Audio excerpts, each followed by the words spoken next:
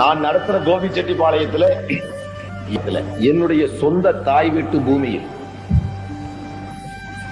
சுமார் 22 ஏக்கர் பூமியை ஒரு ஆண்டவர் தொழிற்பயிற்சி நிலையம் ஒன்றை வைத்து 1979 எம்ஜிஆர் சர்க்காரை எதிர்த்து மத்திய அரசு அனுமதி வாங்கி எந்தவித அரசின் சலுகைகளும் பெறாமல் ஆதி திராவிட மக்களுக்காக 1979 இன்று 92 முடிய கடந்த 13 ஆண்டுகளாக நடத்தி வருகிறேன். அது முழுக்க ஆதி திராவிட சமூகத்தின் மக்களுக்காக 300 பேர் வருடம் படிக்கின்ற ஒரு வசதியை செய்து கொடுத்து அவர்களிடம் டொனேஷன் வாங்காமல் அரசு சலுகை வாங்காமல் சொந்த பூமியில் விளைகின்றதை வைத்து தொழிற்கல்வி கற்று அரசுக்கு வேலைக்கு சென்று கொண்டிருக்கிறார்கள். இப்பொழுது கிட்டத்தட்ட ஒரு 4000 6000 பேர் அதில் தொழிற்கட்சி பெற்ற ஆதி திராவிடர்கள் வாழ்கிறார்கள். இதை செய்தேன். நான் மதவெறியனாகிறேன்.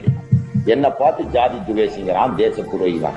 இதுதான் தேச துரோகம் என்றால் ஒரு ஆதி திராவிடனை சமப்படுத்துவதும் மேம்படுத்துவதும் தொழில் ரீதியாகவும் பொருளாதார ரீதியாகவும் அவனை மேம்படுத்துவதுதான் தேச துரோகம் என்றால் அந்த துரோகத்தை நான் செய்து கொண்டே இருப்பேன். அதற்கு தூக்குதான் தண்டனை என்றால் தொங்கட்டு முன் கயிறு கவலைப்படுபவன் அல்ல நான்.